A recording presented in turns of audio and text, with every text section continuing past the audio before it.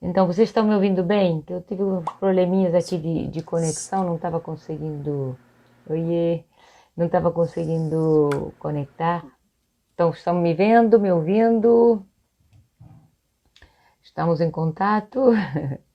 Então, falar um pouquinho. Hoje eu andei dando uma fuçada no PubMed, né? No site onde, enfim, vão sendo publicadas as coisas assim mais recentes, é onde a gente vai lá para beber da fonte, né?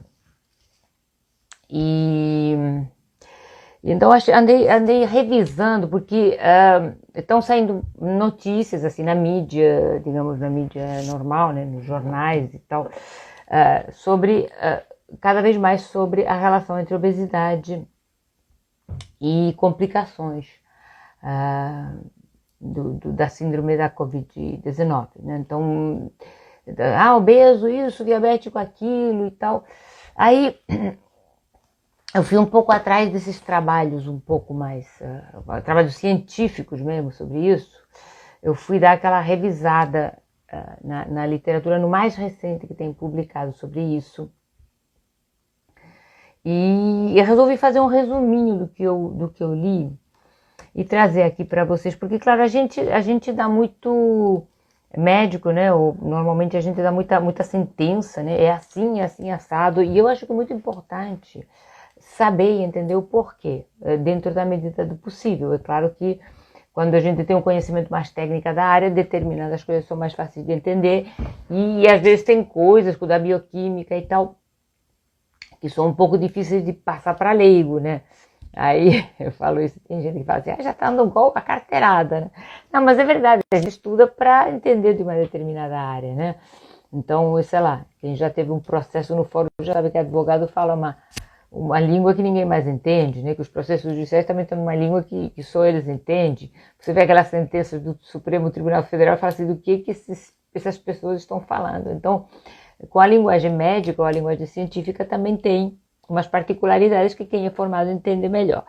Então eu fiz um resumo aqui, ou algumas coisas que eu achei interessantes passar para vocês, para explicar um pouco o porquê, o que tá acontecendo com essas pessoas quer dizer, uma síndrome que em 90% das pessoas é uma síndrome gripal ou parecida com uma gripe, que dá uns sintomas respiratórios mais ou menos leves, e porque determinados indivíduos entraram nessa faixa de risco. Por que isso está acontecendo?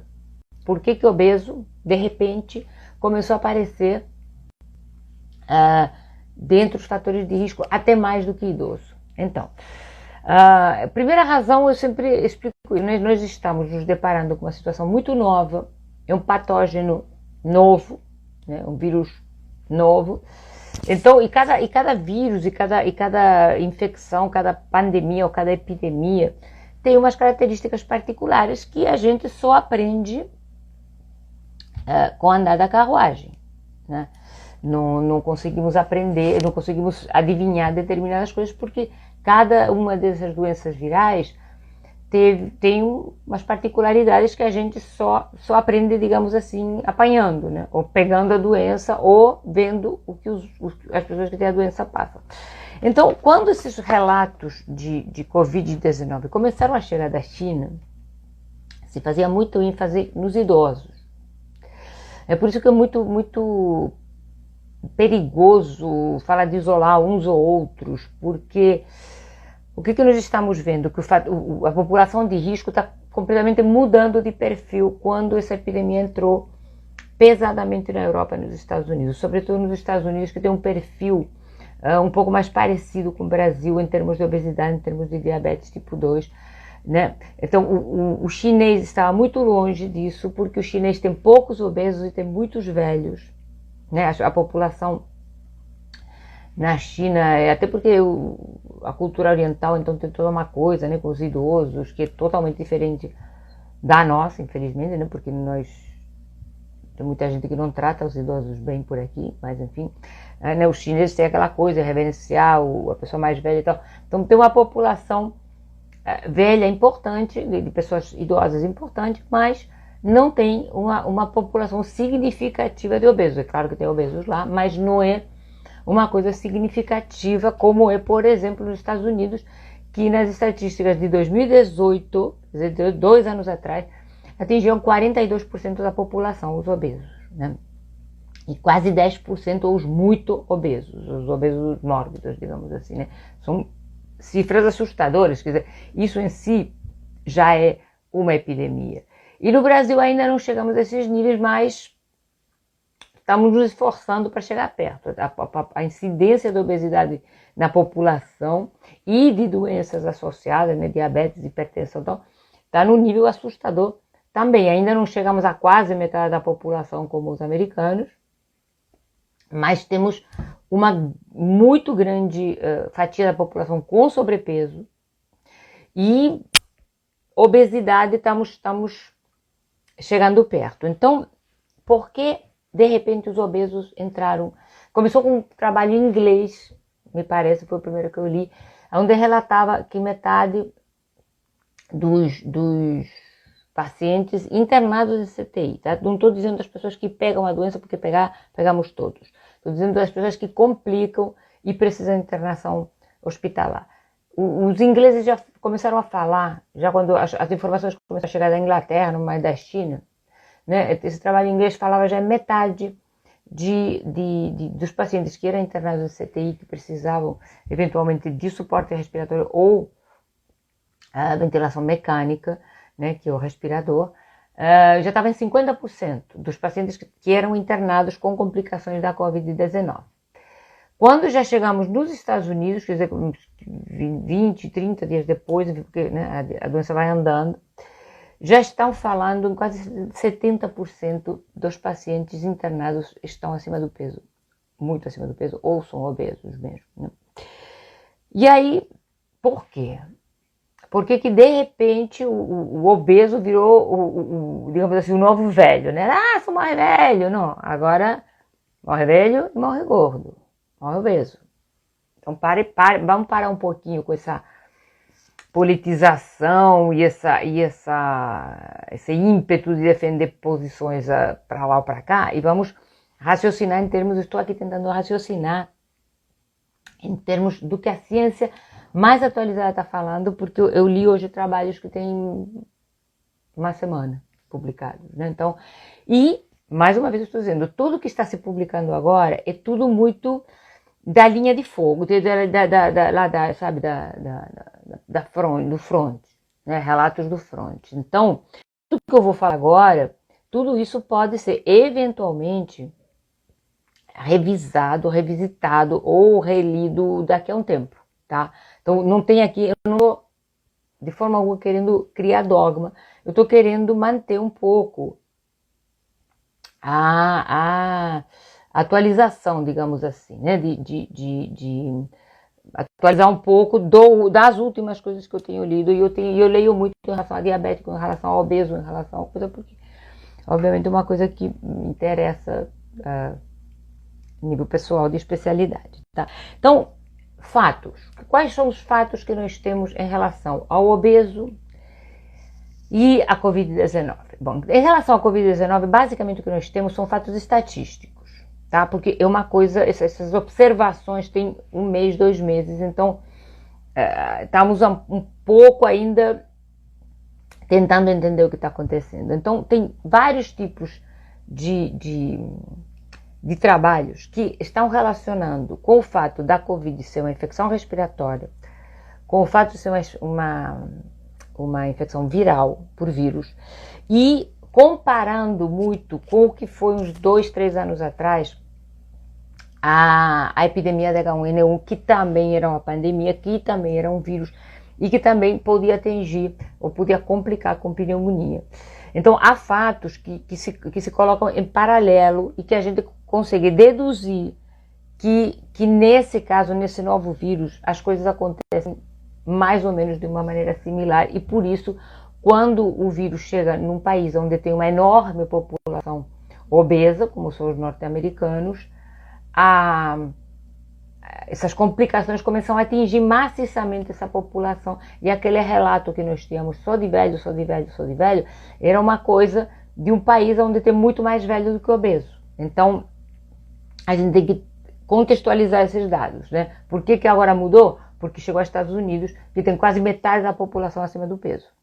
Então, por isso, nós temos agora umas variáveis que eu acho que são mais aplicáveis ao nosso meio do que eram as chinesas, porque nós não temos tantos idosos acima, mas nós temos muitos obesos também, né? E nós estamos vendo aqui que a prevalência de complicações começa a acontecer em pessoas entre os 29 e os 40 anos, né? E as pessoas começam a chutar, tá pegando jovem, tá pegando jovem. Não, tá pegando jovem com umas determinadas características que eu vou relatar um pouquinho aqui para vocês entenderem melhor por que essa doença está se ensaiando, né? tá atingindo de maneira tão cruel pessoas eventualmente mais novas, mas que têm problemas de sobrepeso e obesidade. Então, em primeiro lugar, o obeso em si, a pessoa com sobrepeso importante, as pessoas com sobrepeso, sobretudo com gordura abdominal abundante, já tem uma coisa que a gente já vem falando aqui muito, né? Essa gordura abdominal é uma fábrica de citoquinas inflamatórias, quer dizer, a gordura abdominal, as células que contêm a gordura abdominal, aquela barriguinha de chope, né? Aquela pancinha que, gente, quem não tem um em casa desses, né? Hoje em dia é difícil ver homens passando dos 30 anos sem uma barriguinha, infelizmente, né? Isso não é normal. Isso é alimentar, isso é chope, isso é sedentarismo, enfim, é tudo errado, né? Mas, enfim, uma prevalência enorme de gente que tem gordura abdominal. E isso já sabíamos muito antes da Covid, que essa gordura abdominal, ela vira uma usina quase de citoquinas inflamatórias. Citoquinas são umas substâncias que fazem a mediação para essa reação inflamatória acontecer, que estimulam a reação inflamatória. Então, o obeso e a pessoa com sobrepeso é uma pessoa que já vem inflamada, já vem inflamado de fábrica, né?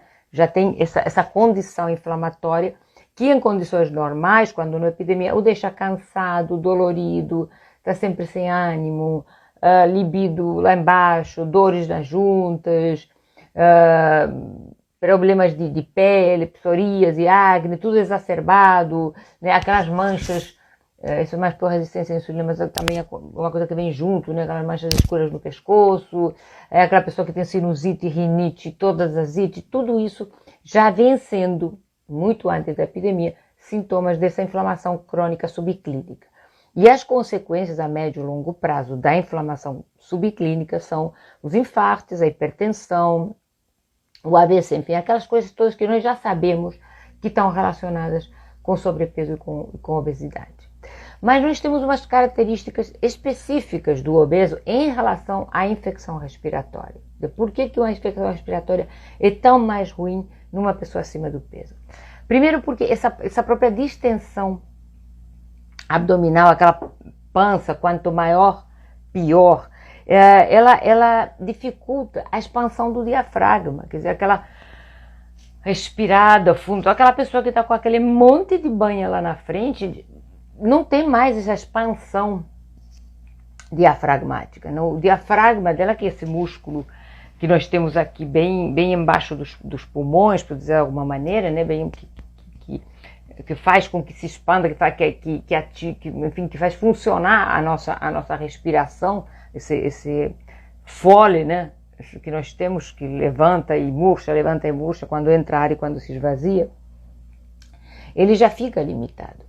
Então nós temos no obeso uma capacidade funcional respiratória por duas razões. Primeiro, pela própria expansão, pela própria dificuldade de trabalho desses músculos respiratórios, nós já temos uma redução dessa capacidade de, sabe, encher o pulmão, né? A pessoa fica sem fôlego, vai gordinho subir uma escada, vai ficar sem fôlego. Por quê? Porque, né, tá uma dificuldade com isso. O volume de reserva respiratório, né, que é uma coisa quando você vai fazer lá a espirometria, você vê, também está reduzido. A capacidade funcional, já falei, né, sobretudo a expansão do diafragma. Então nós temos um indivíduo que já inflama facilmente e que tem a função respiratória, função fisiológica respiratória, todos os músculos, toda a ação que faz a respiração, a ação musculoesquelética que faz a respiração, prejudicada pelo excesso de peso, pelo excesso de gordura, e além do mais, essa capacidade inflamatória do pulmão está exacerbada, não do pulmão, do corpo inteiro.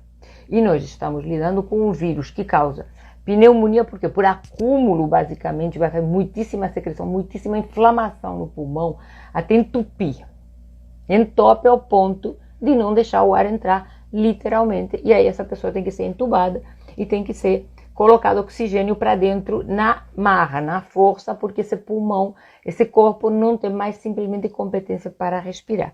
Então isso já dá um pouquinho de ideia de por que o obeso passaria a ser um fator de risco maior, né? Porque simplesmente a mecânica respiratória dele já está comprometida por causa do sobrepeso, e isso qualquer um que veja uma pessoa pesada fazer qualquer tipo de exercício, fazer qualquer tipo de... Você subir uma escada, dar uma corridinha, você já sabe que a pessoa fica com o fôlego muito curto, né? Então, você imagina com uma infecção que te enche o pulmão de secreção e que inflama todos os teus pulmões. E essa pessoa já está também, por causa daquele excesso de gordura abdominal, fabricando muito mais substâncias inflamatórias. Então, para o vírus, ou para o efeito do vírus no organismo, isso é uma autêntica festa. É tipo bater palmas para ele entrar no corpo, né? Então, basicamente, nós temos os fatores mecânicos e o fator inflamatório. Além do mais, é um indivíduo excessivamente alimentado, porque come pão, porque bebe cerveja, porque come açúcar, porque come biscoito, e mal nutrido. Então, todo o sistema antioxidante dele, a primeira linha de defesa, todo o sistema imune já está comprometido também com esses fenômenos inflamatórios, com a falta de nutrientes adequados. Quer dizer, normalmente um paciente ou uma pessoa que come mais carboidrato e menos proteína, e proteína é fundamental para as células de defesa. Então, vocês imaginem o cenário. É uma infecção respiratória que pode ser leve em indivíduos rígidos e vai virar um problema muito grave no indivíduo que já tem o sistema imune comprometido, que tem o sistema antioxidante deficitário, que tem uma capacidade inflamatória muito maior e ainda tem um comprometimento mecânico da respiração. Aquela pessoa não respira bem porque é gordo. Isso em linguagem leiga, todo mundo sabe disso. Todo mundo sabe que a pessoa que está acima do peso, tem dificuldade para se movimentar. Então você imagina isso com uma infecção que enche os pulmões de muco, que causa uma grande inflamação. E aí nós temos uma segunda parte do problema. Aí tudo bem, esse paciente vai para o CTI, vai para o hospital, e tem os cuidados que eu vou passar aqui de leve, porque isso é uma coisa, especialidade do fisioterapeuta, tá? Os fisioterapeutas têm uma função primordial num paciente respiratório que está no CTI. Muito mais até do que o médico, diria eu. Porque o médico, depois que intuba e coloca lá os remédios, a função do médico fica mais na observação e ajustando o remédio. Mas o fisioterapeuta que entra aí com tudo. E coisas que o fisioterapeuta tem que fazer com o paciente respiratório é, dentre outras, mudá-lo de posição. A posição tem que mudar para que a secreção exatamente não se acumule numa determinada área dos pulmões. Então você imagina a dificuldade de um fisioterapeuta, ou de uma fisioterapeuta, né, que muitas delas são mulheres, não temos a mesma força física de um homem, às vezes, né? Então você imagina a dificuldade dessa pessoa, da enfermagem e da fisioterapia, lidar com um paciente obeso. E o inferno, eu trabalhei anos da minha vida em CTI, é muito difícil o manejo do pessoal de enfermagem, do pessoal da fisioterapia, sobretudo não, igual, para enfermagem e para fisioterapia, de manejar um paciente obeso, porque você tem que virar esse paciente de um lado, tem que virar ele do outro, tem que bater um pouquinho aqui para não sei o que, tem que evitar que essa secreção se acumule no único ponto do pulmão. Então você imagina a dificuldade de manejo desse paciente. A intubação, você vai lá, o médico maravilhoso, o doutor especialista, vai enfiar um tubo pela goela abaixo. É muito difícil intubar um paciente obeso com o pescoço desse tamanho. É difícil. A técnica é difícil. Tudo fica muito mais difícil no obeso. Porque é uma condição que não é, digamos assim, é natural, uma condição adquirida, né? Então tudo fica muito mais difícil. A intubação é mais difícil, o manejo do fisioterapeuta é mais difícil, o transporte, essa pessoa tem que ser levada para o hospital, o transporte dessa pessoa é muito mais problemático, porque pesa mais. Então, eu vi, o pior caso que eu vi na vida, obviamente era um caso extremo, mas o pior caso que eu vi na vida foram 5 rapazes altos, fortes e bonitos do Corpo de Bombeiros tentando levar uma única paciente numa maca que tinha que ser arrastada no chão por não ter a condição de levantá-la. Isso foi o caso mais extremo que eu vi na vida. Mas uma pessoa já de mais de 100 quilos se transforma em uma pessoa de mais difícil manejo para todo mundo, para intubação, para o fisioterapeuta que vai fazer a fisioterapia respiratória, que nesses casos é até mais importante do que a função do médico, porque se esse paciente não pode ser adequadamente mobilizado, virado de um lado para o outro, né, para evitar que essa secreção se acumule, o problema dele vai piorar muito, né? E outra coisa, tem trabalhos, isso eu estou dizendo aqui uma coisa que eu li, mas obviamente eu não sou especialista em aparelho respiratório, mas eu li que em alguns casos mais leves está funcionando bem uma pronação, quer dizer, o paciente ficar virado de barriga para baixo e um pouquinho, né, colocar alguma coisa na barriga para ficar com a cabeça um pouco mais baixa, né? Essa situação pronada, né, decúbito prono, quer dizer, de barriga para baixo e um pouquinho inclinado. Tem algumas técnicas de fisioterapia que fazem isso. Como você faz isso com o sujeito que está com uma barriga enorme? É a mesma coisa que fazer com uma grávida, não consegue. Então, para entender um pouco a importância, eu tive outro dia uma pessoa que me contatou, acho que foi no direct, no WhatsApp, não me lembro, dizendo que o irmão dela estava obeso e que o médico tinha falado que não era hora de fazer dieta. Aquela coisa sem lógica nenhuma, que você não sabe se foi o médico que falou de fato ou foi o cara que inventou, para que não enchesse o saco dele porque ele estava ansioso e tal e não queria começar a fazer dieta. Mas o que eu vou dizer daqui é que se você está muito acima do peso ou você tem algum familiar que está muito acima do peso, que a hora de começar a perder peso é agora. Agora. Não consigo. Consegue sim. Como é direito que consegue. Por que eu tento explicar tudo isso? Todas essas coisas um pouquinho mais técnicas? Porque eu acho que a compreensão dos fatos é muito mais... pode ser muito mais convincente do que simplesmente a estatística, né? Obeso é mais. Mas por quê? Por isso, gente, porque todas as condições no obeso favorecem a infecção respiratória mais grave. Quer dizer, isso já acontecia com a gripe normal, isso já acontecia com a H1N1, isso acontece com a Covid-19 e vai continuar acontecendo